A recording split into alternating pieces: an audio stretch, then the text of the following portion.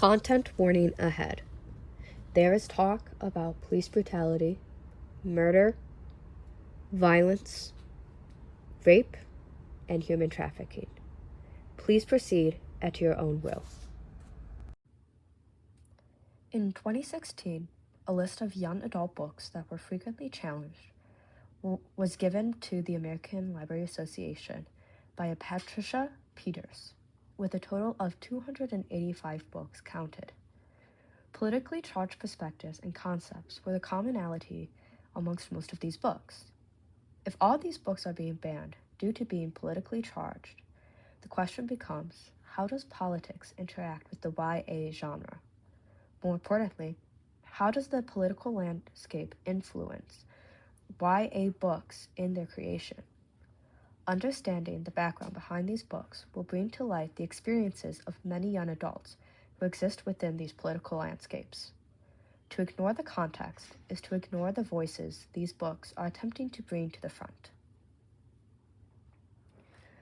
Many people look at Suzanne Collins, who is infamous for the creation of the popular YA book series Hunger Games, for using the political landscape as her inspiration, saying, "I was flipping through the channels one night between reality television programs and actual footage of the Iraq War when the idea came to me. I knew I wanted to continue to explore writing about just war theory for young adults."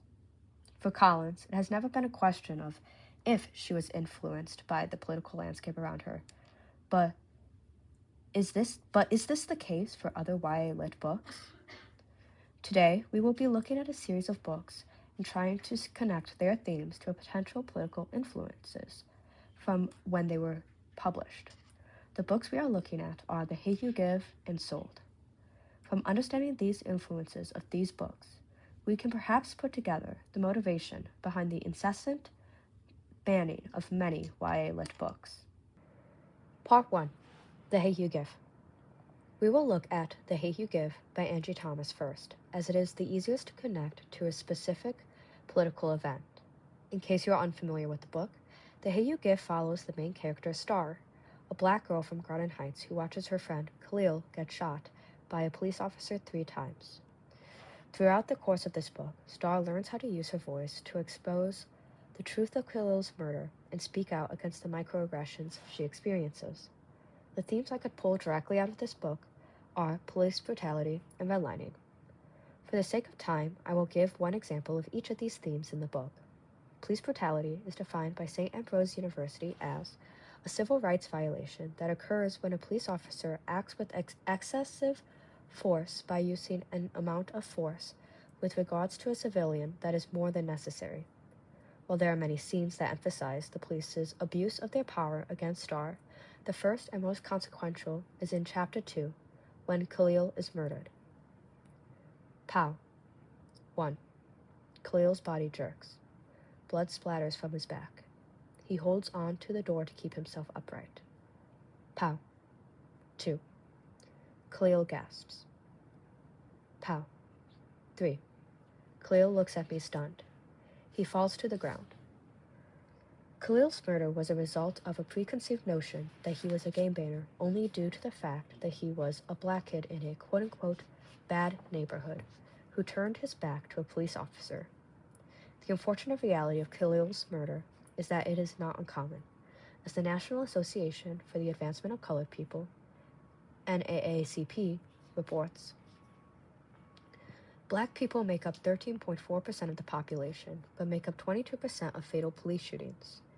The injustice of Khalil's death continues to be intensified when considering it was the location that further influenced the police officer to shoot him. Garden Heights is a redlined neighborhood. According to the New York Times in the journal article, What is Redlining? In recent years, the term redlining has become shorthand for many types of historic race-based exclusionary tactics in real estate, from racial steering by real estate agents, directing black home buyers and renters to certain neighborhoods or buildings and away from others, to racial covenants in many suburbs and developments, barring black residents from buying homes, all of which contributed to the racial segregation that shaped the way America looks today. Essentially, in the context of TheHateUGive, Garden Heights, a predominantly black neighborhood with a lack of resources, is a result of redlining. Even if redlining is illegal, it still affects people today. Maverick, Star's dad, explains the consequences of redlining in a speech with Star. Corporate America don't bring jobs to our communities, and they damn sure ain't quick to hire us. Then shit. Even if you do have a high school diploma, so many of the schools in our neighborhoods don't prepare us well enough. That's why, when your mama talked about sending you and your brother to Williamson, I agreed.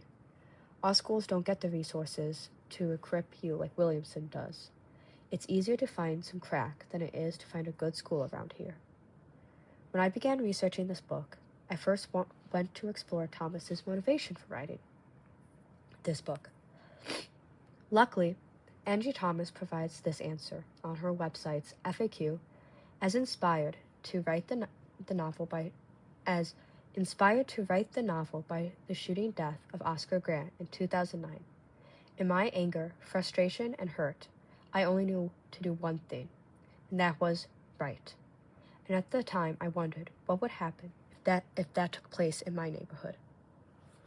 Oscar Grant was a 22-year-old father who was shot in the back by a Bay Area Rapid Transit, BART, police officer at the Fruitvale Station in Oakland, California. A jury at Los Angeles Superior Court convicted the officer of involuntary manslaughter on July 8, 2010. The officer was sentenced to 2 years with double credit for time already served on November 5, 2010. Double credit is exactly what it sounds like. Each day behind bars before a trial is counted as 2 days off of an offender's ultimate sentence. The history of Oscar Grant and Angie Thomas's interview proves that the political climate that allows police brutality and will spark movements against it has influenced her book. The brutality of Grant's death was not the only part of his death that was influential to Thomas. According to an NPR article, Oakland Transit shooting sparks riot from 2009. The video was shot with a cell phone camera from a BART train directly across the track. It's been posted on YouTube and on the websites of local TV stations where it's been viewed hundreds of thousands of times. At least 2 other videos of the shooting are also available on the internet. That helped draw hundreds of peaceful protesters yesterday afternoon to the site of the shooting, but soon the word spread that the officer who had shot Grant, 27-year-old Johannes Messerly, had resigned from the force. He was scheduled to meet with BART's Internal Affairs Unit in the afternoon, but the resignation made that moot. Come nightfall, a group of about 200 rowdy protesters marched to downtown, where they were ordered to disperse by police. If you do not do so, you may be arrested or subject to police action. Not long after that, the crowd began breaking windows, setting small fires, and vandalizing cars. It is evident from the soundbite that not only was Khalil's death inspired by Grant, but the rioting in response to a lack of justice was inspired as well. Yet other influences from a racially charged political background appear in this book, like redlining. In 2023, UC Berkeley released the article 50 Years After Being Outlawed, Redlining Still Drives Neighborhood Health Inequities, where they make the claim decades of redlining, a long-standing banking practice that blocked people of color from getting mortgages, continue to perpetuate racial and socioeconomic inequality in San Francisco Bay Area and across the country. While technically illegal, redlining is often seen before and during the subprime mortgage crisis. Subprime loans were especially targeted at Black and Hispanic borrowers, even when they were financially qualified for prime mortgage of type of reverse redlining. While this is a report from 2023, because the report is on the last 50 years, it is still relevant as the effects of redlining was still felt during this period in which the book was written. In TheHateUGive, redlining is seen as the system that is enforced to keep people in Garden Heights because it is an unfortunate reality for many people.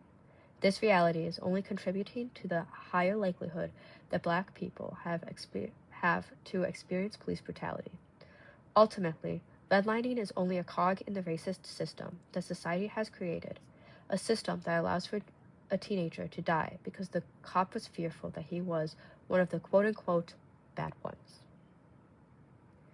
If Angie Thomas's interview was not enough to convince you of the connection of political climates in her YA book, then the historical connection of redlining and the unfortunate but parallel circumstances of Oscar Grant proves that a connection exists.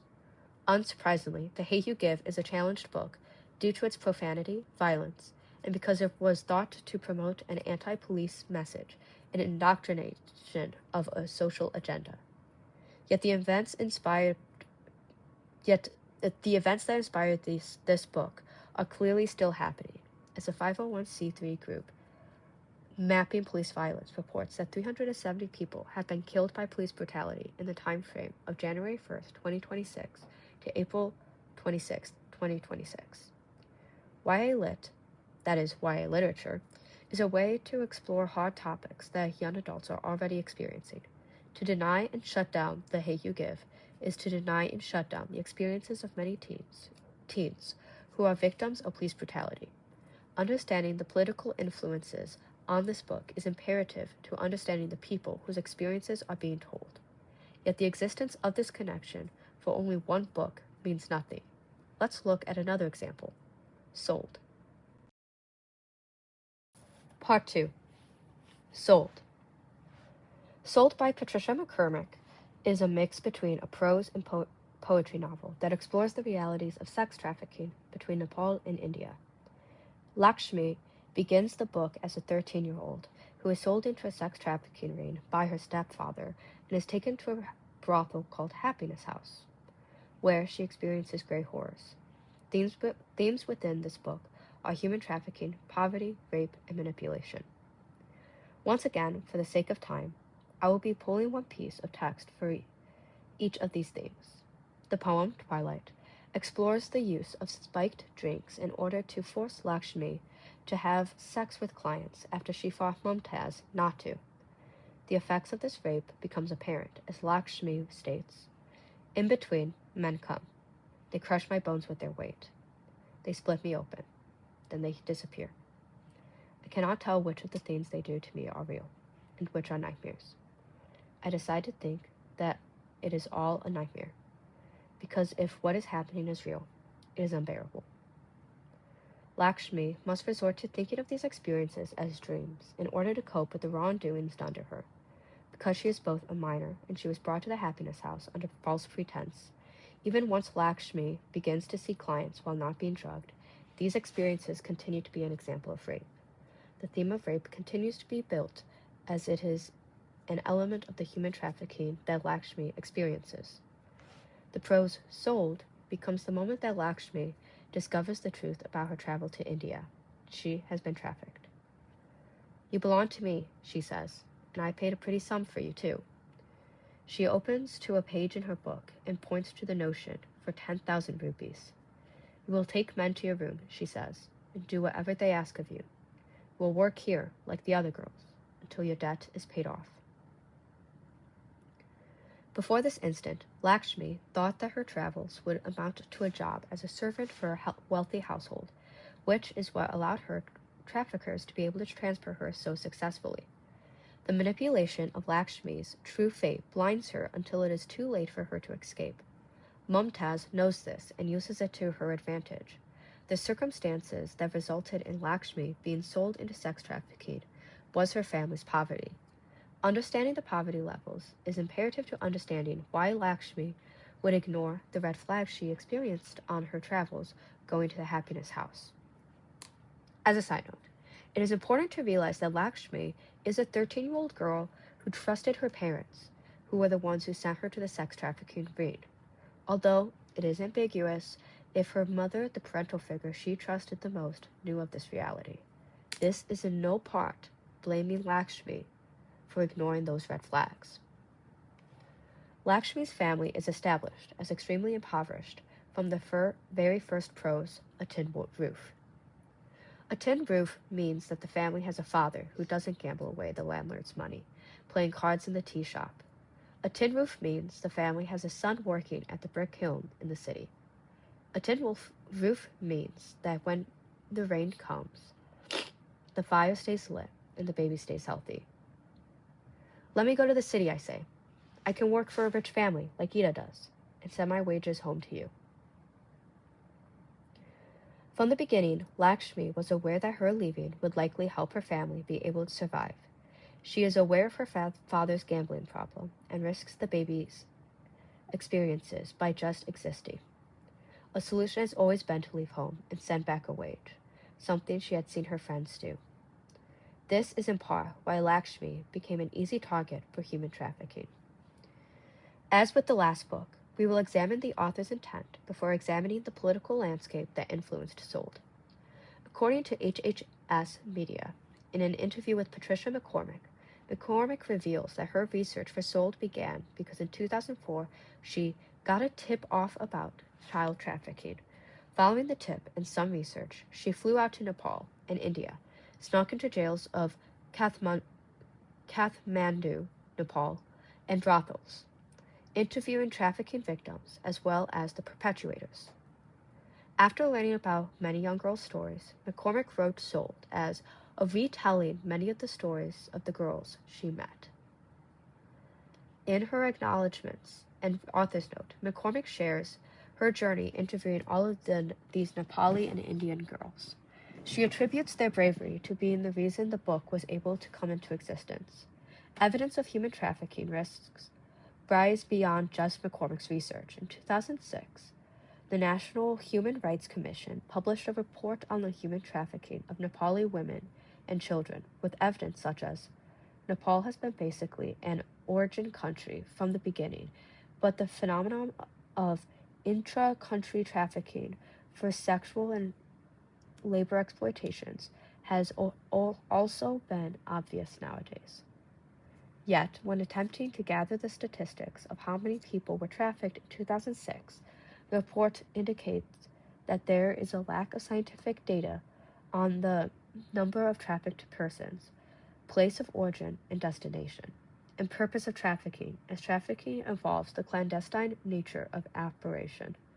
Lack of reporting and or misreporting on the part of the survivors and their families and the families to the concerned authority is a problem in this regard. Stories of human trafficking in India through brothels are present in other media beyond just Sold. In 2006, an opinion piece, India's Other Virus, Human Trafficking, was published in the UN News. In this piece, Michael Parr connects the rise of HIV to the neglected approach to human trafficking. While HIV, AIDS, funding is becoming something of a cash cow for better positioned agencies in the field, according to a Times of India article, trafficking is an area of under-resourcing and government inertia, yet to the extent that trafficking is a direct contributor to the pattern of infection. A story mirroring that of Lakshmi's appears through Silu, who reports a strong fear of receiving medical help due to a strong fear of receiving outside help due to the brothel's threats. A common threat became, the police take bribes from the brothel owners. They are told if they complain, they will be taken to the Thana police station and raped as punishment for making trouble. This mirrors the real threat that Lakshmi experienced when her hair is shaved, marking her as untrustworthy to the rest of the public, and then raped repeatedly after refusing to have sex with the customer and indicating that she wanted to go home. This article begins to further support McCormick's understanding of human trafficking as it explains Uttar, debt, which increases exponentially as ownership changes hands, sits a contrived inflation, with little prospect of paying off. The girls are locked into years of servitude. Once again, this piece of evidence is seen in the book, when Lakshmi confronts Mumtaz about almost earning enough to leave, only to be denied with a larger sum being required than she expected in the prose, a recalculation. Ultimately, the Soul's story is created within the political context of a country struggling with human trafficking. The importance of this story being given to young adults hides in the sad reality that human trafficking is an experience that 30,000 children experience. Of those 30,000 children, 63.44% are sexually exploited. If this is an experience that some young adults already have had, it is important for them to see a way out of this fate. If Lakshmi could escape, why can't they? The inclusion of this politicized but relevant event furthers the understanding of not just young adults, but also adults, and their understanding for people who may have been victims of human trafficking. To remove or ban this piece of literature is to remove a group of people's voice that has already been suppressed. Part 3. Why does this matter? The censorship of stories and experiences are rising, with book banning at an all-time high. If these novels are truly influenced by the political landscape it is created in, then these novels become an important tool to provide a voice to people otherwise being silenced.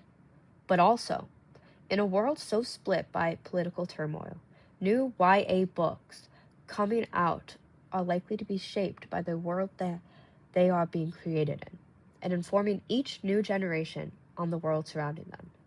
If this is the case, the censorship of young adult literature becomes a means of control over the narrative of the political landscape that young adults consume. In order to truly improve as a society, people need to begin being comfortable being uncomfortable. And that starts at a young age. Thus, the uncomfortability of young adult literature due to its influences is imperative to helping the future of our society grow. Next time you hear a person considering the validity of young adult novels or diminishing this genre, consider, what political landscape are you diminishing along this novel? And whose voices are you deeming inconsequential?